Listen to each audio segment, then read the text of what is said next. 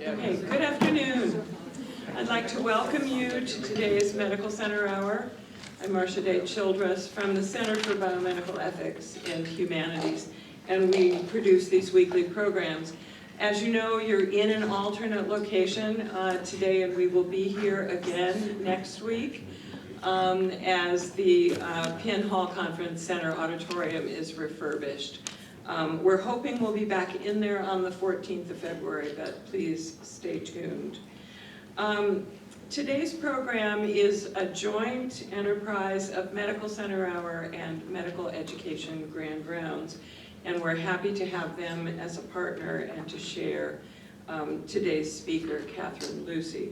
Our program is titled Addressing Health Disparities, Can Equity Pedagogy Help? Now, diversity and inclusivity continue to be goals more than everyday realities in healthcare. And the same is true in health professional education and training.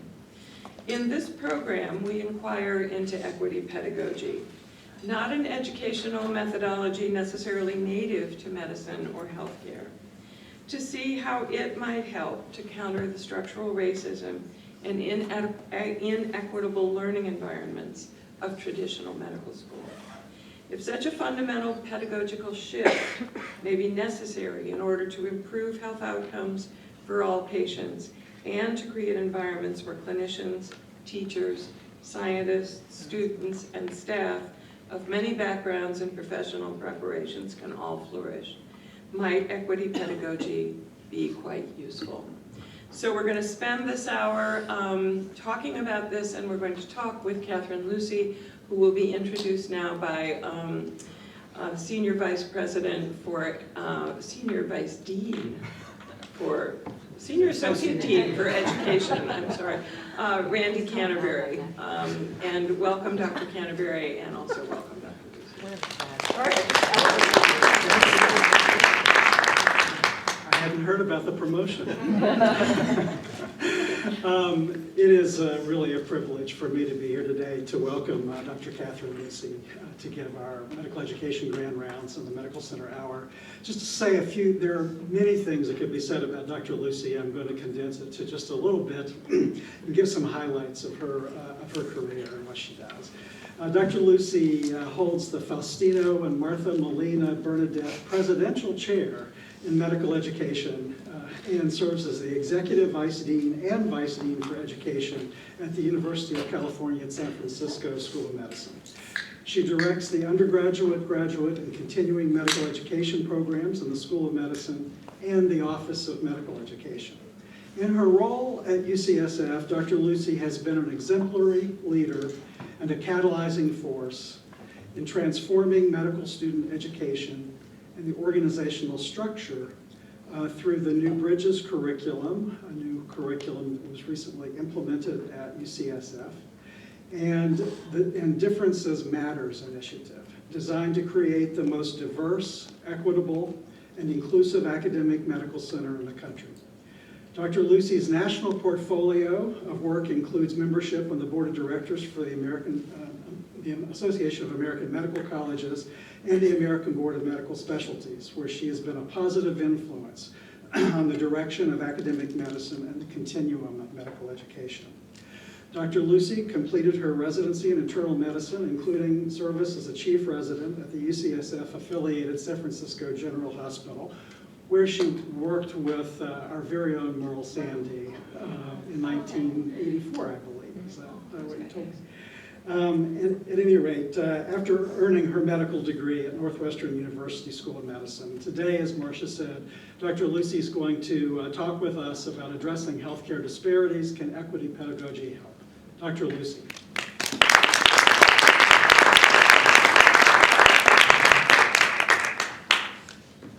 Thank you, Dr. Canterbury. I should have this on here. It's actually a little daunting to come to the University of Virginia and talk about issues of healthcare disparities and equity pedagogy, because all of the work I've heard about today indicate to me that you are clearly partners in this work with UCSF. and ahead in many ways. And so I appreciate all the efforts that you are engaged in, and I hope that the presentation today will just serve as a catalyst for future dialogue between our institutions and also within our institutions. This is my roles and disclaimer site. For those of you who are really interested, the only thing I get any personal money from is the royalties on the book indicated there, Understanding Medical Professionalism. Those royalties are about $9 per quarter. So I don't think they're influencing me tremendously. So I'd like to start these talks by saying that I am incredibly privileged to be in the healthcare profession. It is an amazing set of careers that people in this room occupy, and every single day I'm impressed by the people around me who get up, come to work, and provide care in their unique professional domains for patients who come through all walks of life. And it has been inspiring to me to be a member of that profession for many decades, back beyond Merle Sandy. One of the things that is most inspiring, however, is when the health professions respond to an epidemic.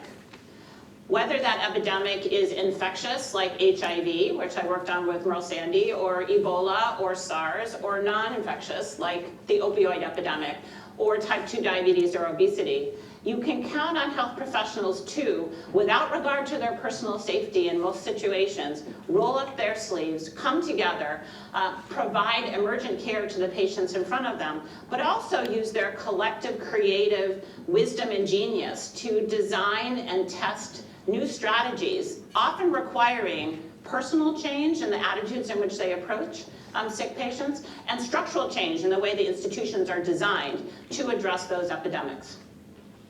So today I want to talk a little bit about a different type of an epidemic than the epidemics we're used to hearing about in the news.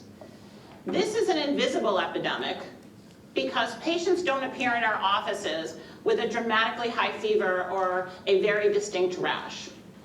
It's a silent epidemic because no one talks about this on the front page of the New York Times, and no one calls 911 when they see someone suffering from it. It is the epidemic of healthcare disparities. And lest you think it's not epidemic, just think for a minute what it means to have healthcare disparities in our environment. It means that despite our knowledge of how to treat certain conditions, there are populations that are literally dying sooner than they should, suffering more than anyone else does, because we are not able to treat them effectively. African Americans in this country have an average life expectancy that is 5 years less than their Caucasian counterpart. But that doesn't even begin to tell the story, because averages, of course, incorporate lots of information across populations. In San Francisco, my hometown, children in the Bayview Hunter Point area, predominantly African American community, are 3 times as likely to die of asthma before their 5th birthday than individuals who grow up 2 miles away. And as another example, Latinos who contract HIV are 3 times as likely not to receive appropriate instigation of highly active antiretroviral therapy than their white counterparts. These are just a few facts, and we'll talk about some more in a few minutes, that actually show us that indeed we are losing people to diseases that we should know how to treat. And it is our responsibility as people who work in academic centers to change that curve and eliminate the unnecessary deaths and suffering from our populations. We can't do much other than partner about social determinants of health around poverty, wealth gaps, and things like that. But the issues about how healthcare is delivered, how our systems are structured, and how our individual physicians, nurses, pharmacists, dentists, social workers approach individuals from all different types of populations sit squarely within our circle of control. We are the ones who prepare that generation, the next generation, to do better, hopefully, than we have in the past.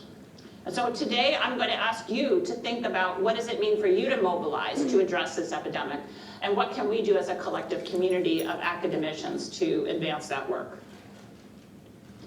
So I'm going to start with a disclaimer, a warning, a disclaimer, and then an invitation. So the warning is this: you cannot talk about healthcare disparities without talking about race, racism, bias, privilege, equity, and inclusion.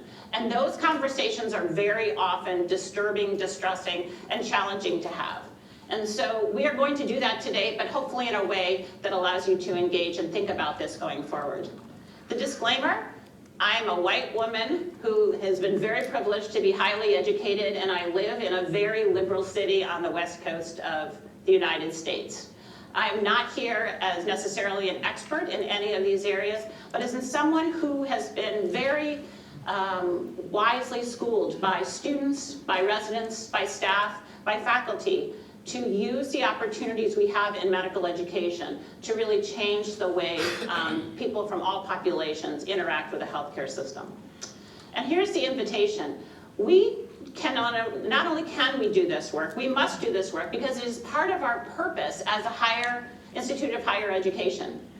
Education is a public good. We exist not just to usher really talented individuals into storied professions, but we exist to make the world better because those individuals have been trained in our institution. It is our job to make sure that the people we are training are well prepared to challenge all of the problems that are facing us now. They have to have the right tools, they have to have the right skills, and they may change over time, those tools and skills that they need. And importantly, educational institutions have a long history of catalyzing social change, guiding and catalyzing social change, because they take large swaths of individuals and teach them new ways of looking at the world. So the invitation today is to think about these changes that we'll be talking about as part of our core purpose as institutions of higher education. So I'm just going to encourage you to sit back, listen, set aside concerns you might have about thinking the wrong thing, saying the wrong thing, repeating mistakes of the past that have been well-intended but not effective in the work that we're doing, and identifying potentially new solutions for us to try together.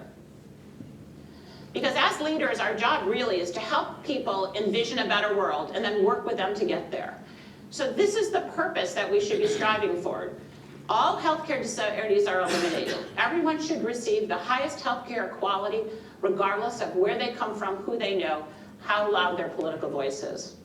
Our communities should see their diversity reflected in our health professions workforce. They should look at our institutions as opportunities for their children and their children's children to enter into these wonderful professions and change the world on behalf of their communities. Our educational programs and institutions should be models of inclusion and equity, and everyone in them should demonstrate unprecedentedly high levels of competency. We have to get rid of the myth that achieving diversity, equity, and inclusion means somehow changing the standards of excellence that we've become known for as institutions. So I want to guide this conversation today with a concept from the educational literature known as threshold concepts. Now, threshold concepts are a useful way of thinking about what defines a discipline and how we know when we have actually achieved expertise within a given field of education or given field of practice. Threshold concepts are principles, theories, constructs, themes that all learners in that field must master in order to become a practitioner of that field. And in fact, Cousins, who designed this work, this concept in the field of economics, describes threshold concepts as crucial points in conceptual understanding of a field without which one cannot move forward. Now, he uses the term threshold concepts to represent the fact that a threshold concept requires you to traverse a door of understanding. And before you get to that door, you often approach it multiple times and hit it. It's like hitting the wall. You can't quite understand what's going on. And literally, once you move through that door, then you've actually significantly transformed in your understanding of that field. And you become someone who can now master that field and use that threshold concept to solve real world problems. Sometimes analogies help. So when you're thinking about physics, a core threshold concept is inertia. When you're thinking about physiology, a threshold concept is homeostasis.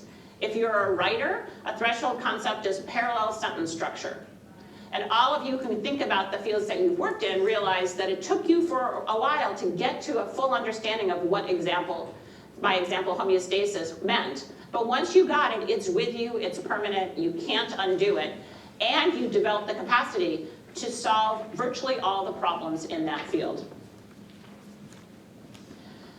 Now, threshold concepts are not building blocks. These are not like the little elements of Krebs cycle that you have to memorize each one of those different biochemical structures. Threshold concepts are holistic and authentic, and you can see their footprint in almost all of the problems that exist in that field. And while they differ from environment to environment and discipline to discipline, they share 3 different characteristics. First is they are troublesome. They're troublesome because they are hard to master. And what will happen when you're mastering a threshold concept is students will approach the concept, they'll almost get it, and then they'll fall back by the wayside and become very frustrated oftentimes. So it's anxiety-provoking, hard to get, and they really challenge the very nature of how an educator works with that student to get them over that threshold. Secondly, they're integrative. They pull in connections from across that discipline and attempt to describe natural phenomena within that discipline and outside that discipline. And that's helpful to them because the fact that they are connected across an entire discipline and often pull in information from other disciplines gives them tremendous power to be applied to problem solving not only in that discipline, but also in other domains as well. And lastly, they're transformative.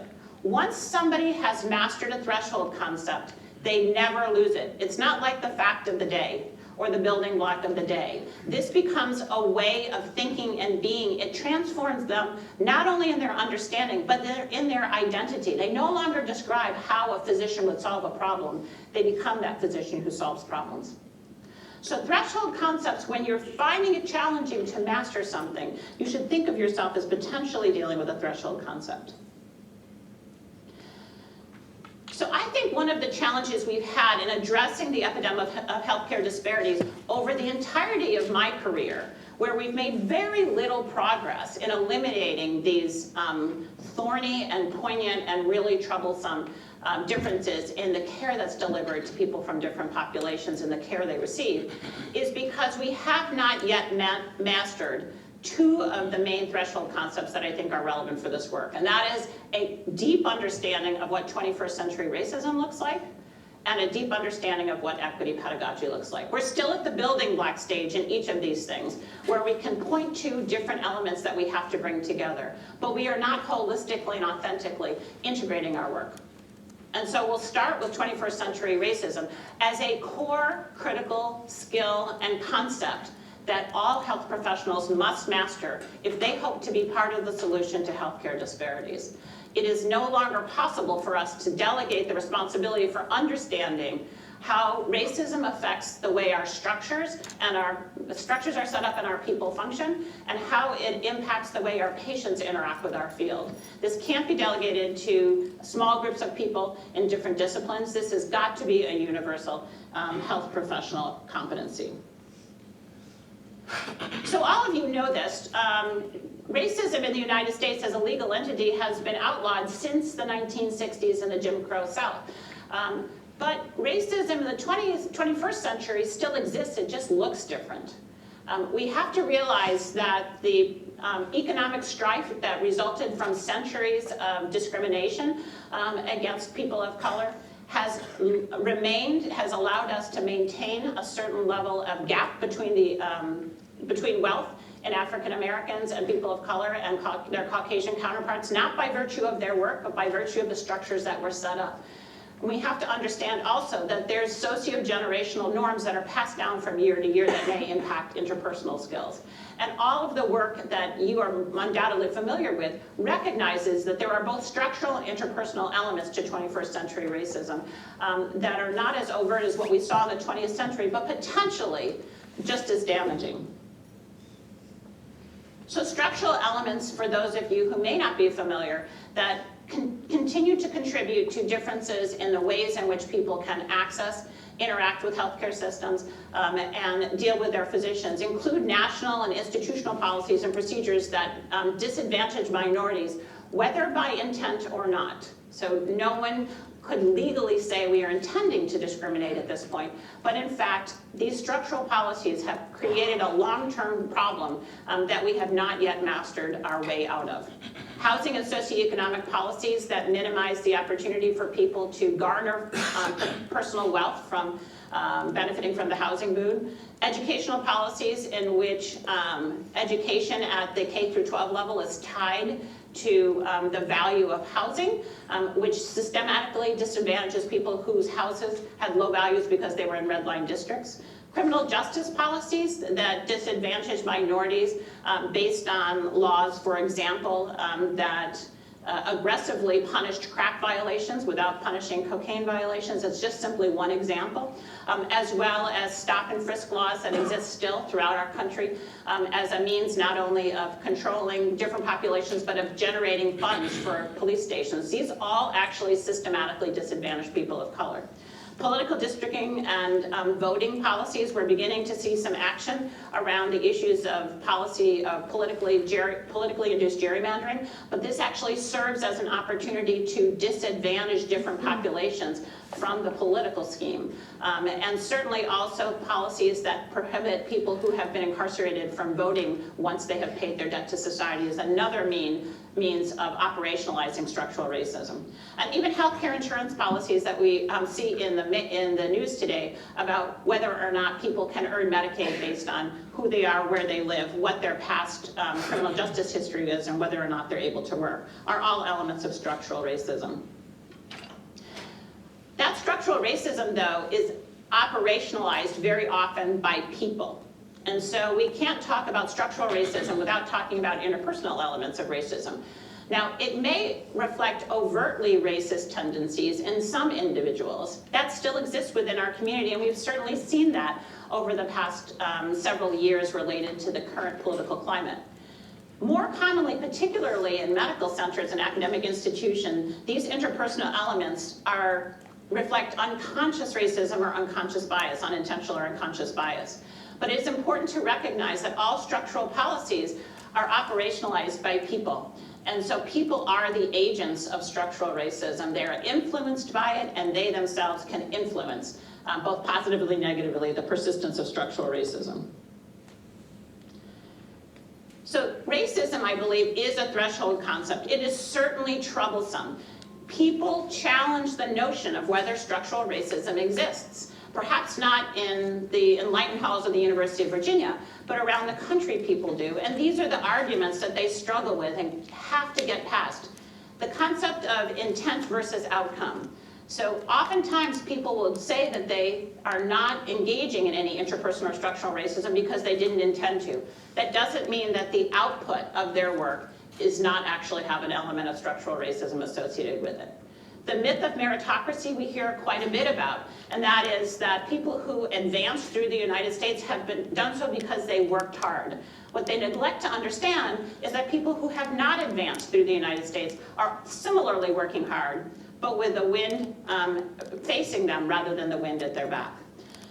The hope of the post-racial society of Obama actually made it difficult for people to understand that, in fact, racism could still be prevalent in an institution, in a nation that elected the first African-American president. And of course, the personal distress when you get close to these issues and are forced to confront whether or not your behavior has, in fact, some way disadvantaged the people around you based on their color or their ethnicity. It definitely is a troublesome concept. And to understand it, it is integrative. You have to actually go back and look at the lessons of history and anthropology, economics, and criminal justice, cognitive psychology, city planning, political justice, political science. It's a very integrated concept. And most people who come into our fields are not well versed in all of these disciplines and need to do learning that, I'm going to argue, is partly our responsibility. But it's a transformative concept because once you understand that structures in the United States and in many countries around the world have set certain people up to have a much harder life and a much more difficult way of getting ahead, and that we ourselves sometimes contribute to that, and you make peace with that with an intent to change it, you are a transformed individual and can actually be one of the leaders who works through this for us. And we must do that because healthcare disparities continue to exist. Now, I want to make a distinction here, and I'm going to also say one thing. There's been a little bit of a debate in the literature about whether healthcare disparities are 2 words or is it healthcare 1 word. You'll notice on the first slide I used it as 1 word, the second slide I used it the 2 word. I think that's actually a distraction, but just in case you're wondering about it, I'm going to move that distraction to the side. But an important thing for people to understand as part of this is that healthcare disparities, as defined by the Institute of Medicine, are racial or ethnic differences in the quality of care not due to access-related factors, patient preferences, or clinical appropriateness. This is not about, I can't afford to see a doctor. This is not about, I don't have insurance. This is not about, I don't have a doctor in my particular area. And healthcare disparities are seen comparing the outcomes and the care delivered to minorities versus well-represented people in almost all the conditions that we deal with. In cancer screening, people of color are much less likely to engage in cancer screening and to actually get appropriate management of positive cancer findings. In the treatment of end-stage renal disease, African Americans stay a lot longer on transplant lists, even though transplantation is the best choice for treatment of end-stage renal disease. HIV care is also impacted by racial discrimination, and coronary heart disease in terms of how people respond to patients with chest pain, as well as patients who have angiographically documented coronary artery disease, varies based on their race and ethnicity.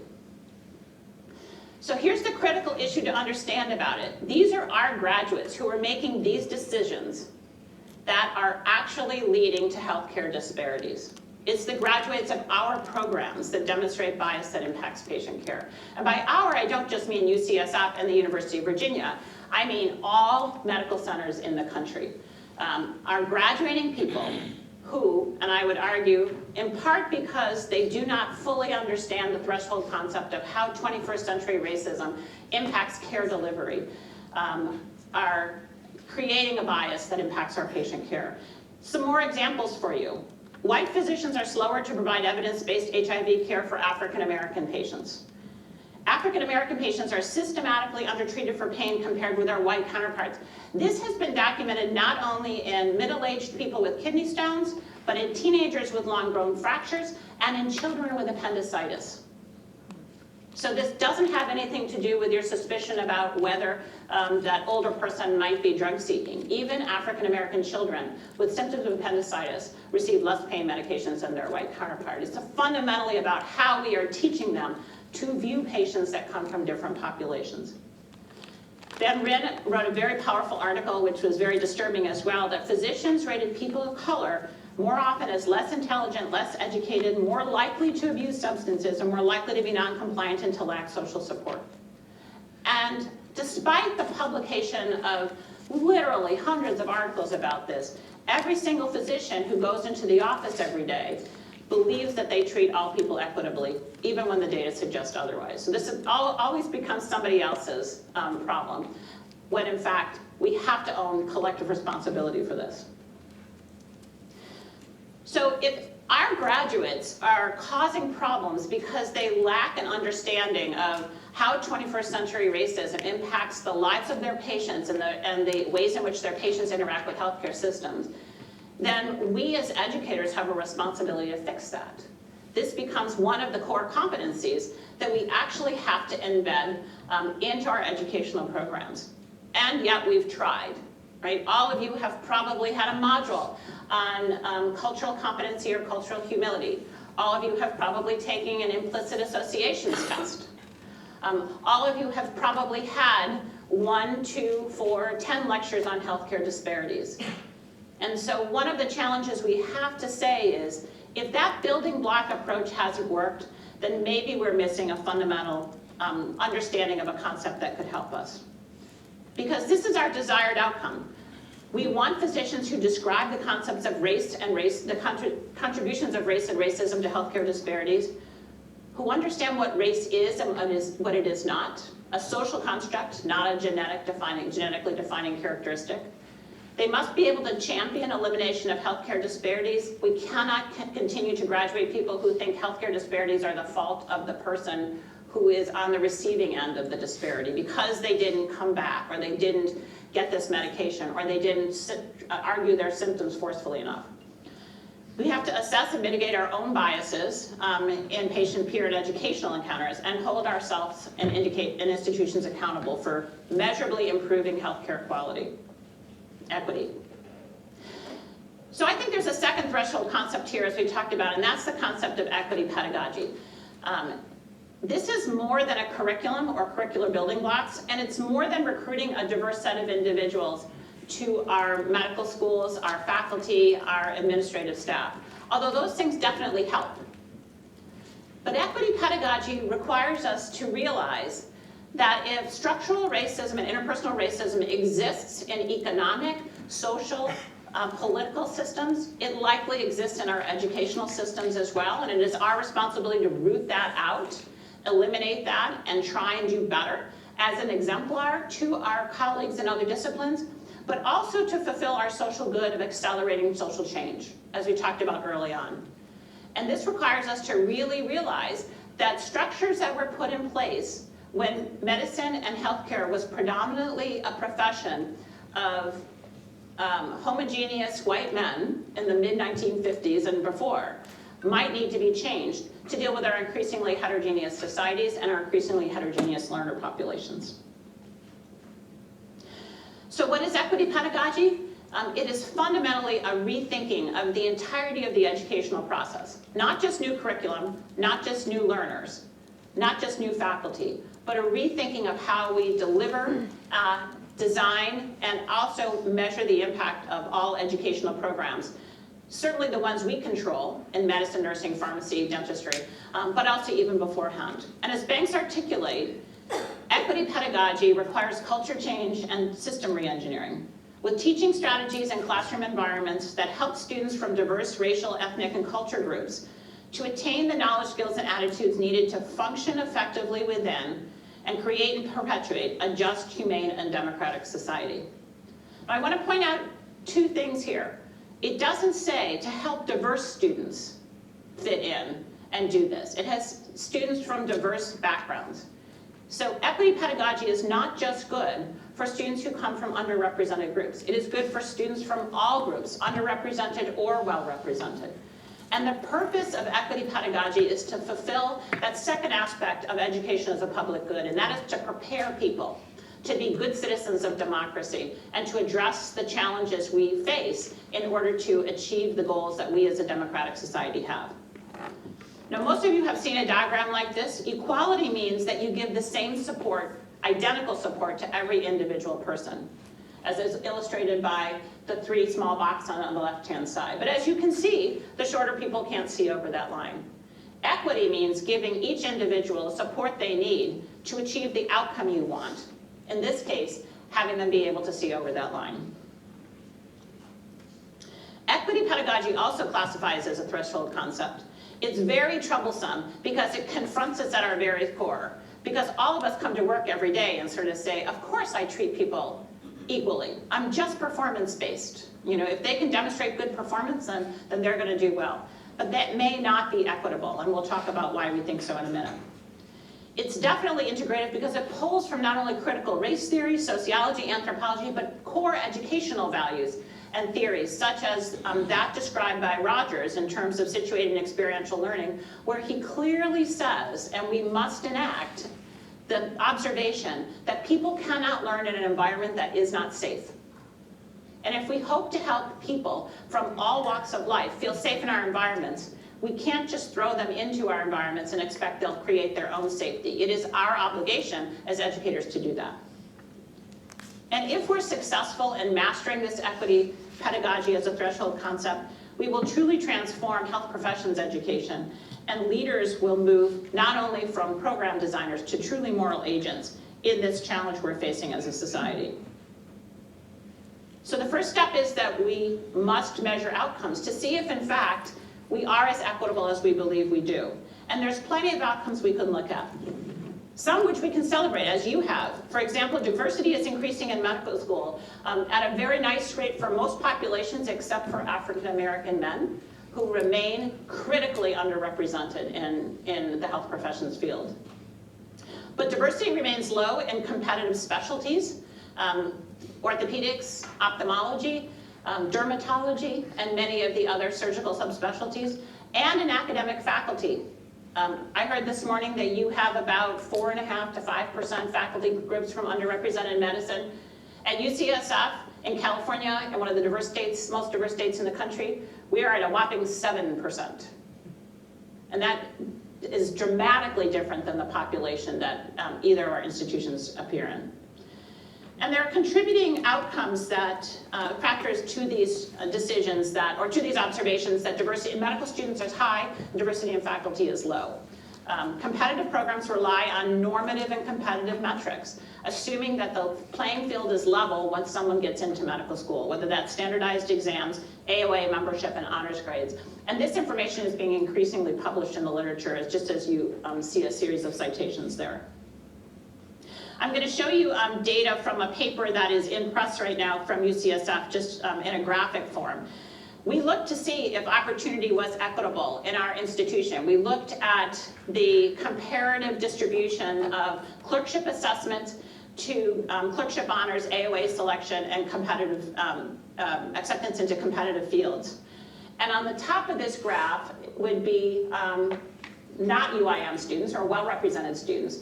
And what we see here is that in every environment that we measured, UIM students fared more poorly than not UIM students. They had a tiny bit lower clerkship assessment by their clerkship directors. And by tiny bit, I mean 0.08 points on a 7-point scale. That 0.08 point difference in clerkship assessment led to a twofold difference in the awarding of honors because of institutional structural policies about how we awarded honors in a normative way. That was further exacerbated by the structural decisions of Alpha Omega Alpha to only award AOA to the very top 20% of the class. And as a consequence, because residency programs heavily rely on clerkship honors and AOA selections, our students who come from groups underrepresented medicine were strikingly less likely to match into either competitive programs within a given specialty or competitive specialties, as we've mentioned. So we went further to say, why was that assessed performance difference? It was interesting, the students were convinced that the answer was very straightforward. It was because the faculty were biased. The faculty were convinced that the answer was very straightforward, that the students were not as well prepared. And of course, when we analyze more deeply, like all of these complex problems, the answer is much more challenging to ferret out. But there are clear differences in the way in which our UIM students are experiencing our learning environments that are not experienced by our well-represented students. All students, as this graphic demonstrates, when they're in the clinical environment trying to earn grades so that they can go into the residency of their choice, might have different grades because they're not really interested in that particular field, or they lack aptitude for that particular field. That can happen to both UIM and not UIM students. All students are stressed by the current environment.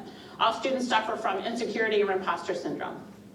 And yet, there are many race-related or UIM-related burdens that some students suffer and not UIM students don't. For example, there may in fact be unconscious bias on the part of faculty as they're looking to assess the performance of students, particularly using qualitative or subjective measures. We couldn't find a statistical identification of that, but since unconscious bias manifests in everything else in academic medicine, it probably exists in this field to some extent. More commonly, though, the work that our UIM students are doing in the clinical environment is much more burdensome than the work their not UIM students are doing. They may be distracted by microaggressions directed at them or at the patients that they're caring for, and where their reaction to it may be to stop and think, do I respond to that microaggression? Should I say something? Was it unintentional or intentional? And while they're thinking about all of those things, they're not able to attend to the learning that's happening in the team. Stereotype threat has been described in minority students as well as women, and may be activated by particularly unskilled questioning on the part of faculty physicians. Minority students are much more likely to engage in what we are now referring to as sort of the emotional labor of the academic medical centers. More caretaking of minority patients, going back to make sure that an interpreter is called for a particular patient, translating themselves or dealing themselves because they speak a second language. So additional work that is not measured or reviewed in the assessment of learners. And because they are in a minority, they often suffer from lower social capital and may in fact not get the support that other students are enabled to in the environment. The analogy we've used is that if all students in the clerkship environments are running a marathon, well-represented students are running a marathon at ground level with the best gear and a strong support team, and minority students are often running at 10,000 feet with a bag of books on their back and very little support. So how do we use this information to engage in a process that would be compatible with threshold concept with equity pedagogy? I'll close with some recommendations for a series of people who work in education. So those who oversee curriculum have to design student competencies and ensure faculty expertise to align with the threshold concept of 21st century racism. Race is a social, not a biologic construct. Healthcare disparities are resolvable, not inevitable. Bias is inevitable, but resolvable. And privilege in one identity does not protect against discrimination due to another. The fact that you are a wealthy minority student does not mean you aren't still subject to microaggressions, stereotype threat, and additional burdens in working. It's critical that faculty learn alongside with students, because if you just teach students about this, the faculty have the capacity to undo this as we've seen in other domains. Those who design the learning experiences that apply those curriculum need to prioritize continuity relationships to equalize social capital. Rather than assigning people to revolving doors of faculty, they need to have opportunities to develop strong relationships with a single or small group of faculty over time.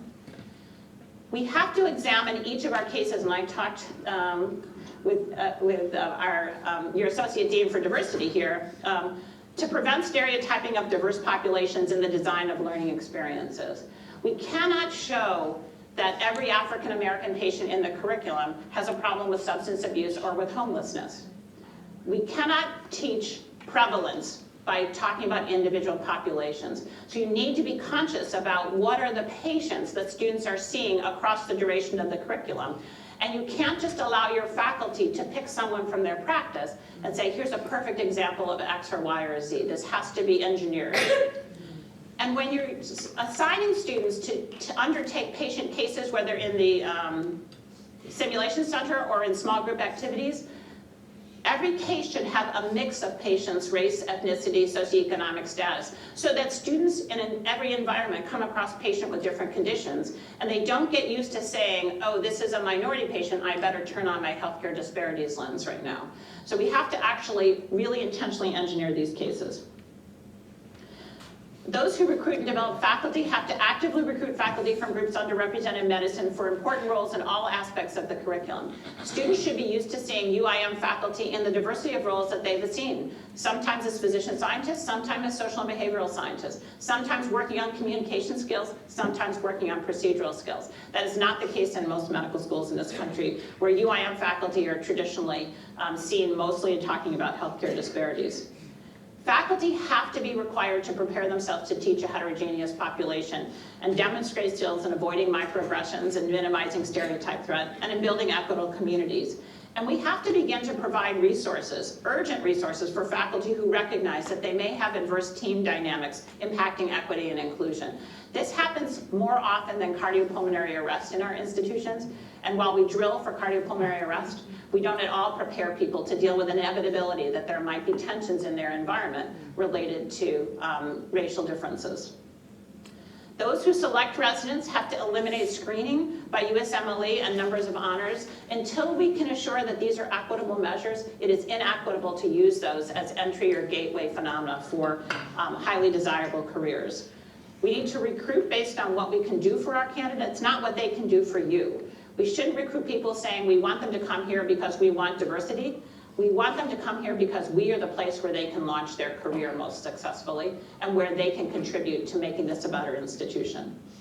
And we need to engineer our rank list to get the diversity that we want. We can't just simply say, we'll give people a couple of points leg up because they represent a group that we're trying to recruit. People who design and implement programs of assessment need to eliminate normative-based assessments and shift to criterion-based assessments.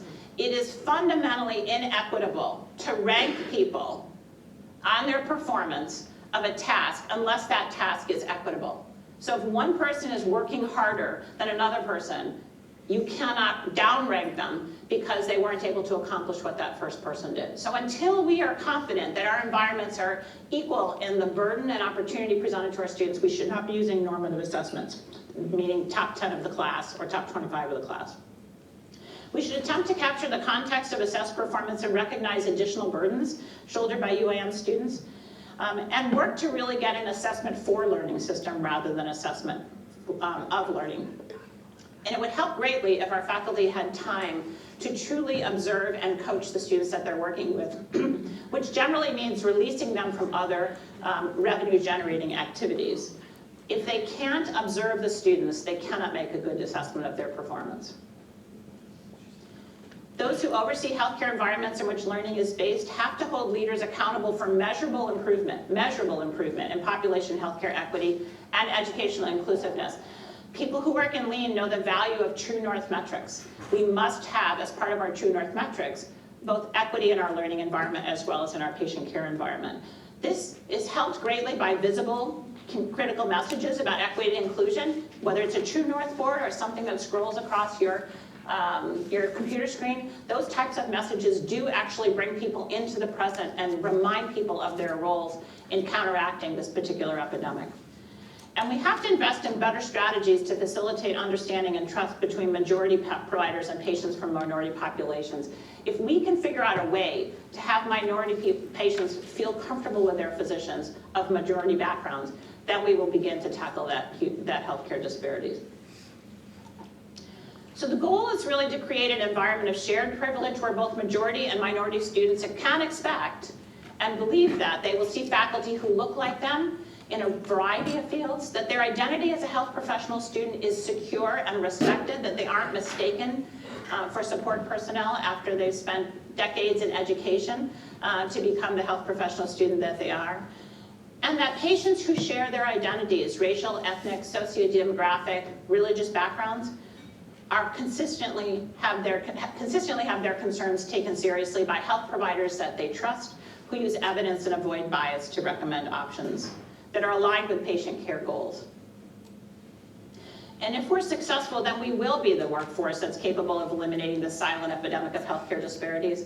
But it is going to require comprehensive redesign of our educational environments by educators who've mastered both the threshold concepts of 21st century racism and equity pedagogy that we've talked about today, and then are able to educate healthcare professionals to create truly equitable environments.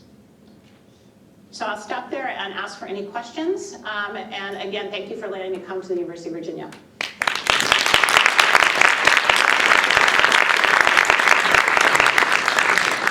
Thank you so much. And we have a generous amount of time for your questions and comments. Your desks are equipped with microphones. The medical students in the audience know how to use those. For the rest of you, just press until you see the green light and I think hold it. But we welcome the opportunity for some dialogue with you. And I would just offer one comment, and it sounds like, and you've started us well on this, that it does seem necessary that we all need to feel comfortable with, in some ways, a new vocabulary of how we talk out loud about these things, even here in the genteel South. Things that are hard to grapple with. I think your comment about vocabulary is very good. I spent 2 years in the genteel South, but it was Texas, so maybe that's not the genteel South. So, just as the South. Rough and ready. That was a little microaggression against Texans.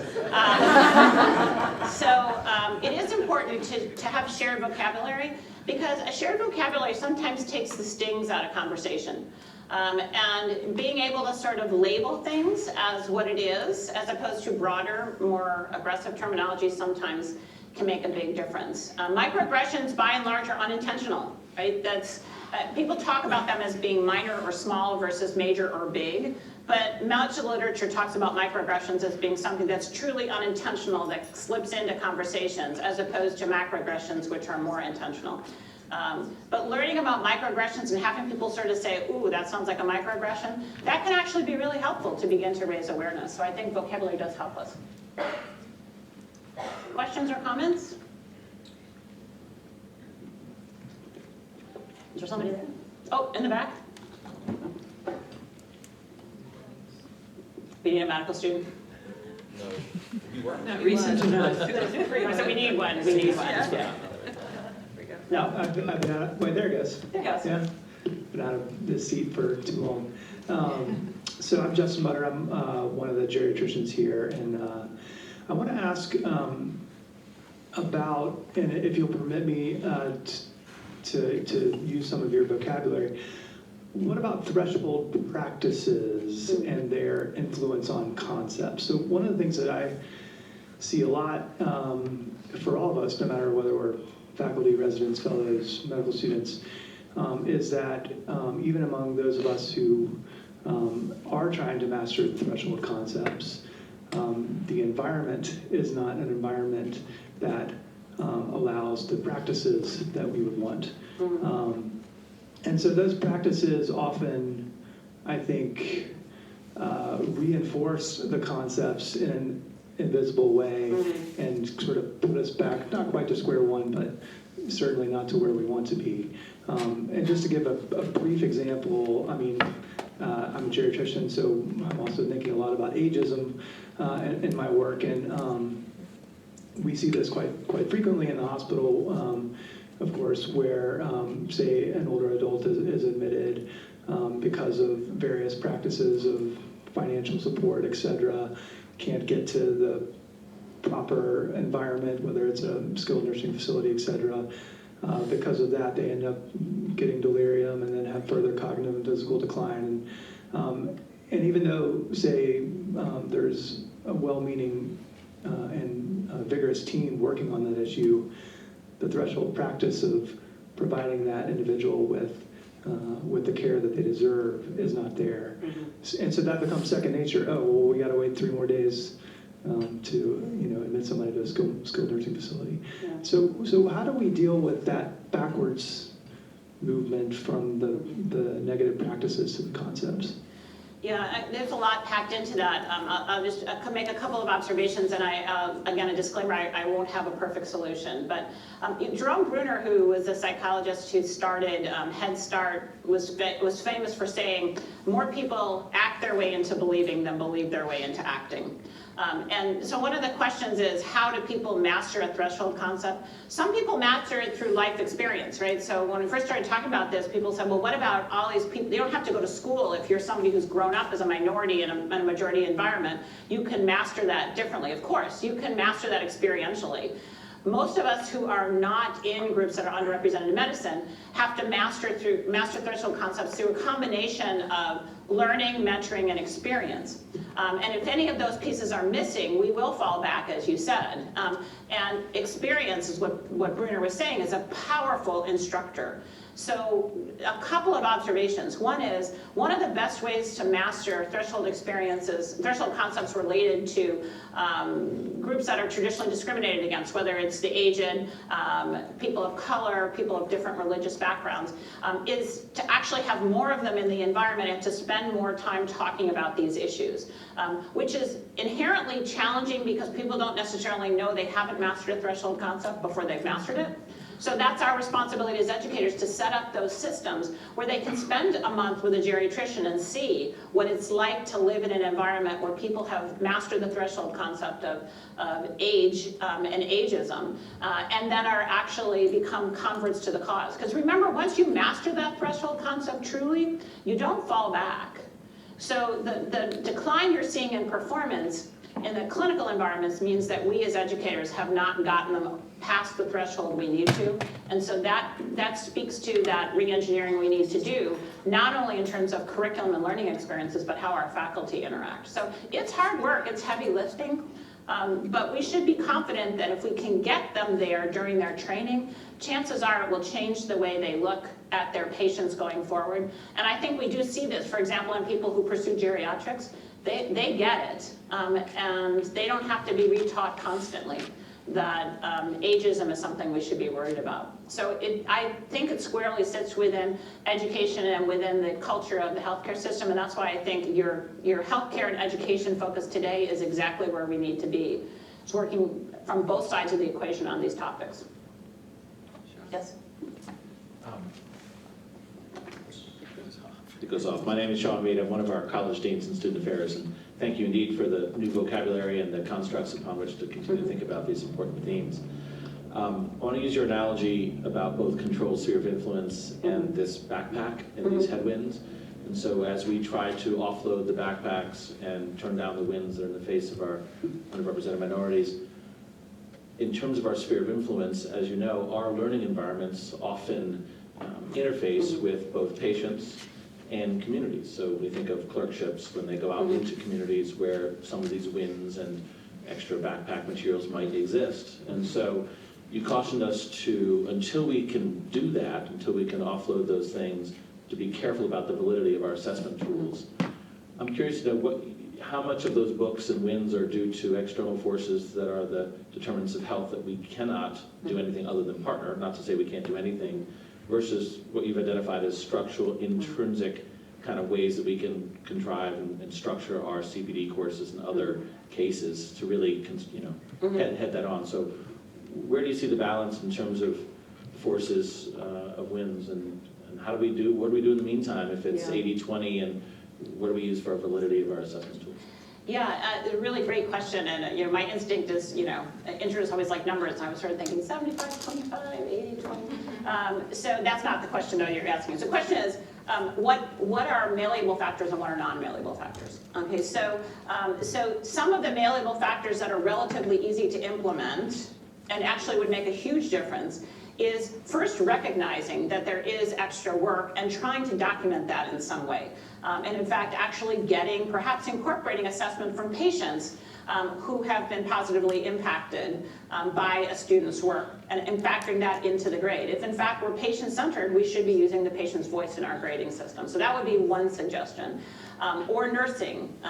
The second suggestion is that when we teach faculty how to recognize the presence of microaggressions and address them appropriately, it is incredibly affirming to the student, and they no longer have to worry about should they address it. So the distraction that happens when minority students are subjected to microaggressions, or people in their environment, the patient is subjected to microaggressions because that's almost as damaging, is for a faculty member to speak up and say, that's not how we talk about things at the University of Virginia, let's not talk about patients like that. Or it feels like we're actually falling dangerously close to a stereotype. Can we talk about that? Having a faculty member or a resident step in and intervene in the setting of a microaggression removes a lot of the distraction burden from students who are trying to figure out whether they in their role on the team have the agency or authority to speak up when they feel a patient is being mistreated or somebody else in the environment is being mistreated.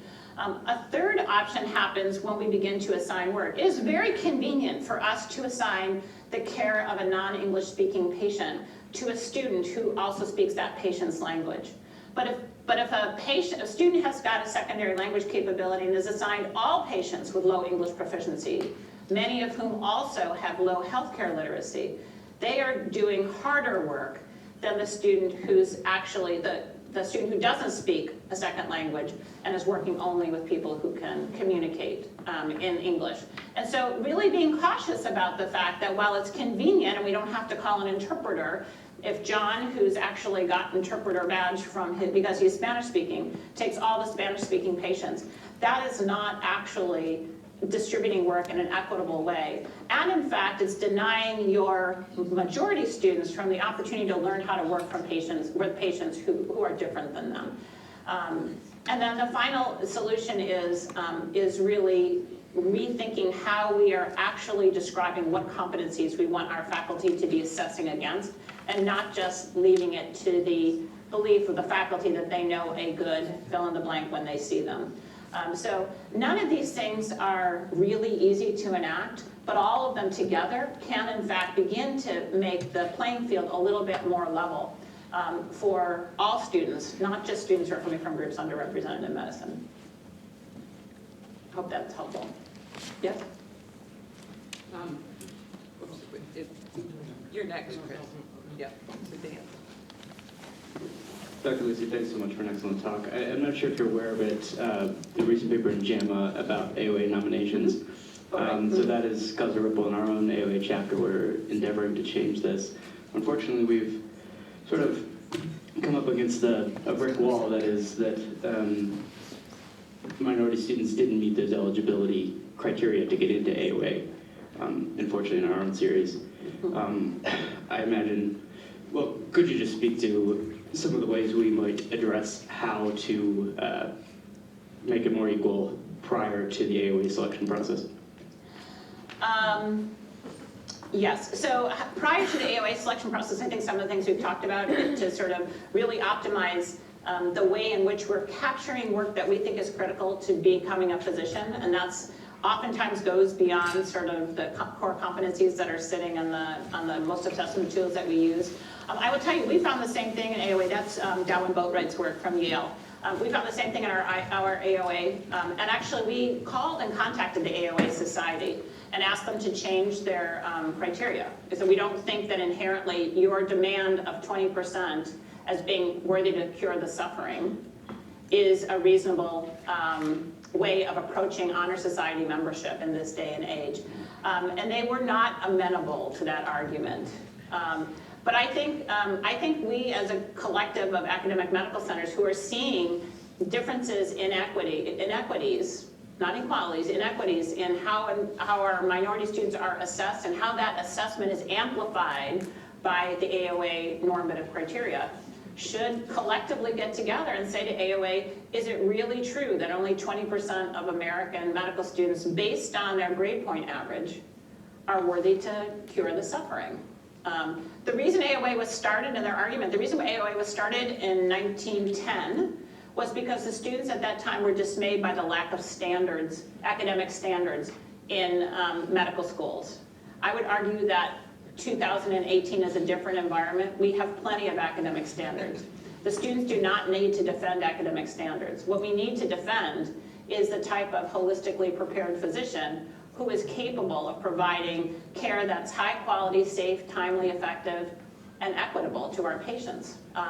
So if we're going to continue to use AOA's restrictions, then I think we're going to continue to see disparities because, as I showed in that graph, small differences get amplified dramatically. Those differences in AOA make a huge difference in residency selection. So sometimes things that are laws of man need to be changed. And I think AOA is one of those.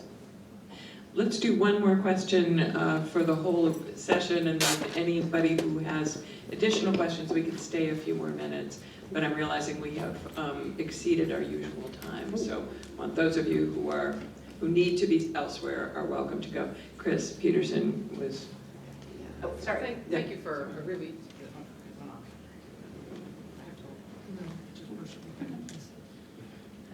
We'll see. Okay, I'm going to keep talking. Let's stay on there.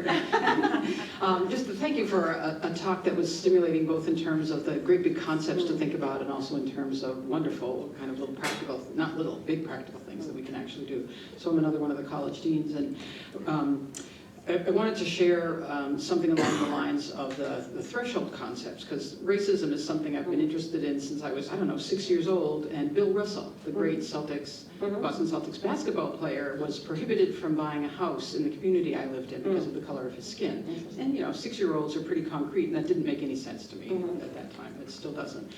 And so I've been struggling to learn more to understand for decades since then. And about a year ago, I had an experience that pushed me over the threshold. It was a book I read that I cannot unread, that just changed things forever, and I wanted people to know about it. Many people will already be familiar with it, but it might also have that effect on others as well. It was Ta-Nehisi Coates' book, the letter he wrote to his son that's called Between the World and Me, that explained to me 20th century racism and its origins in a way, as I said, that I could not unread, and that has informed everything that I've experienced and thought with respect to racism since then, and I highly recommend it to everyone.